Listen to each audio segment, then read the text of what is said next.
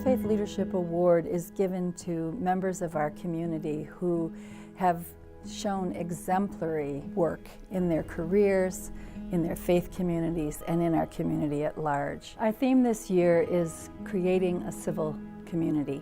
It's kindness coupled with system. When you think of civic, you think of civil engineering or civil services. It's something that is sort of a blanket term that you have to take care of everyone, regardless of where their station is, and you have to meet people where they are and empower them. Civil society, I think, means we get stuff done. We look at the needs of our community, and we don't waste a lot of time throwing snowballs, so to speak, at one another. When I first heard the term civil community, I said, now what does that mean? And then it dawned on me, it's really the gospel. For all of the differences between faith traditions, something at the core of each one affirms the dignity and worth of every individual. In my rabbinic study at the temple, I have a sign above the door that says, Da lifnei mi ata omed, know before whom you stand. I put it on the doorway because I wanted to remind myself whenever somebody walks in that they are somebody unique and somebody holy and somebody worthy of blessing. I love the word affirm because it's much more action-oriented than just simply support. And dignity for all people means that we don't have to revert to the mean or the median or the lowest common denominator. Dignity and worth of individuals, of families, of communities, of society. That's the hallmark of who we are as people of this world. Interfaith Works' mission and their vision really aligns with what we're all about as Muslims in the community. It's all about respect. Respect.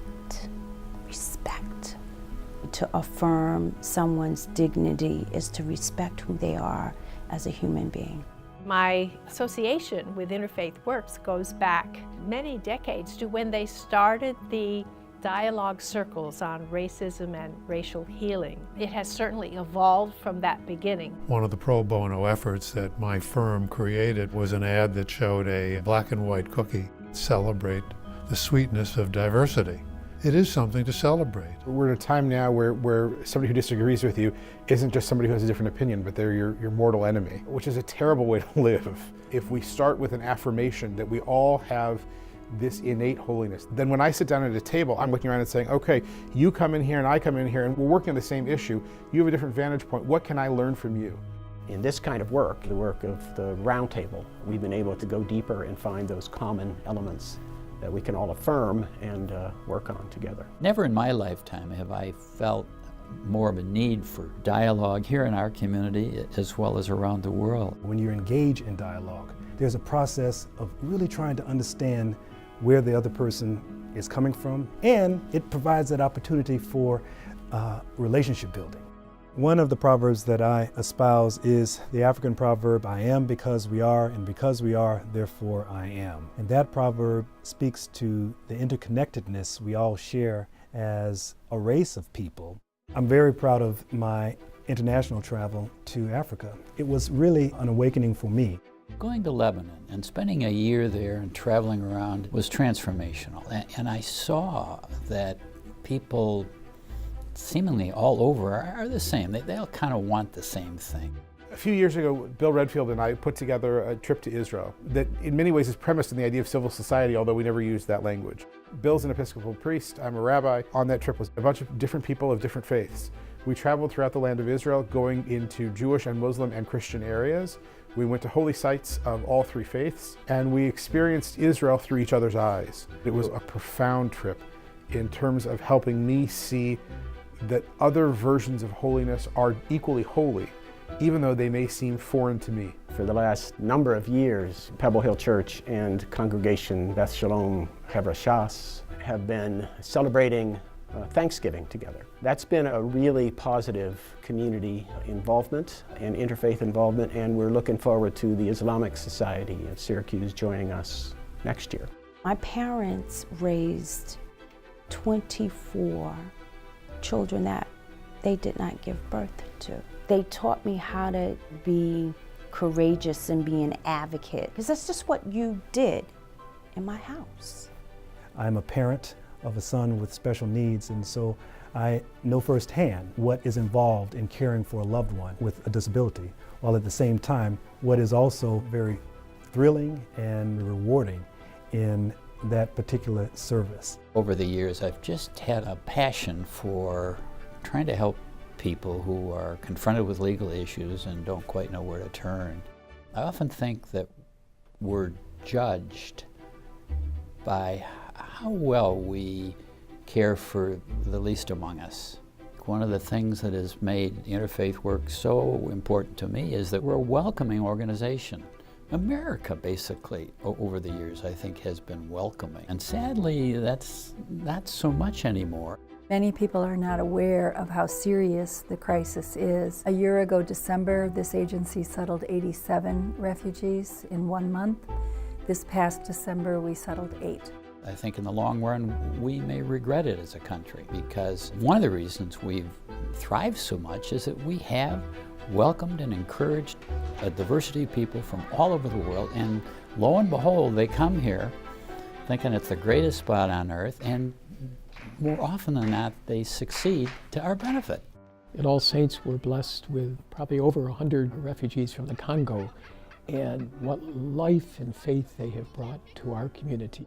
What gives a congregation life is our capacity to reach out to others.